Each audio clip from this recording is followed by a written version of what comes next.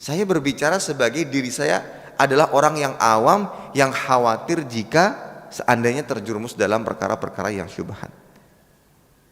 Bukankah nanti bisa Ustadz ambil yang baik, buang yang buruk? Baik itu berlaku bagi orang yang sudah punya ilmu yang banyak, sehingga dia bisa memilah dan memilih.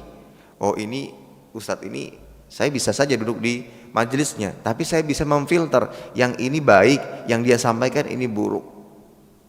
Misal dia pakar dalam ilmu faraid, tapi dia punya penyimpangan dalam masalah lainnya. Karena saya punya ilmu, saya ingin ambil faraidnya saja.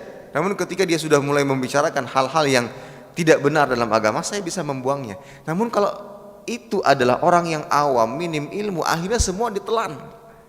Nah, untuk itulah dalam rangka berhati-hati, kita hanya membatasi diri dengan ustadz-ustadz yang kita tahu keilmuannya, dari mana dia mengambil ilmunya. Kita hanya ingin membatasi konteks, ini kebutuhan saya sebagai talibul ilm. Kita tidak sedang menjatuhkan yang lain, mengatakan yang lain macam-macam, tidak. Hanya saya membatasi diri saya seperti ini. Dan inilah bimbingan dari para asatidzah kami. Karena tadi saya minim ilmu, khawatir jika salah dalam mengambil ilmu. Sebagaimana orang yang tidak faham tentang makanan, minuman, mana yang sehat, mana yang bisa menjadi sumber penyakit, tentunya dia tidak sembarangan bertanya kepada orang lain.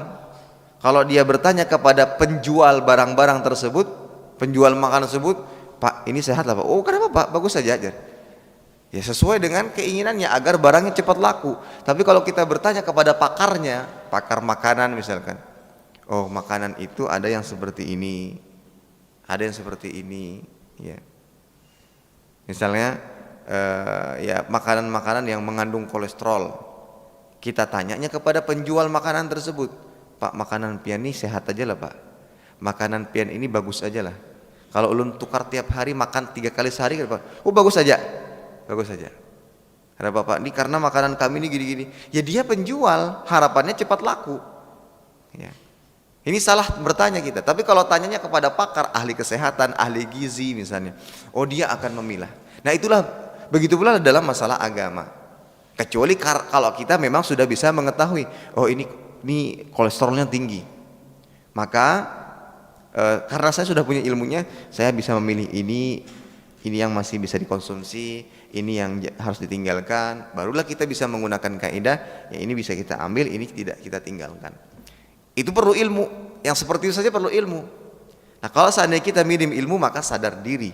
Oleh karena itu kita mencari ya ustadz-ustadz yang kiranya, atau ahli ilmu yang kiranya apa yang beliau sampaikan tidak lepas dari apa yang Allah Ta'ala firmankan dalam Al-Quran maupun hadits Nabi Sallallahu Alaihi Wasallam. Makanya di antara ciri-ciri dari ahli ilmu yang bisa diambil ilmu darinya adalah tidak lepas dari qala Allah wa qala Rasulullah Sallallahu Alaihi Wasallam. Ada pertanyaan, oh ini Allah berfirman demikian, Rasulnya bersabda demikian. Jika tidak mengetahui Allahu a'lam, saya tidak tahu, saya kurang ilmu. Nah, itulah tidak lepas dari hal-hal tersebut. Kenapa? Karena hal ini melihat akan bahayanya syubhat tadi. Syubhat ini bisa merusak akidah, merusak keyakinan, merusak kemurnian ilmu. Dan kalau seandainya itu sudah rusak semua, rusak agama. Rusak agama. Yang hak menjadi batil, yang batil menjadi hak. Itulah yang akan terjadi.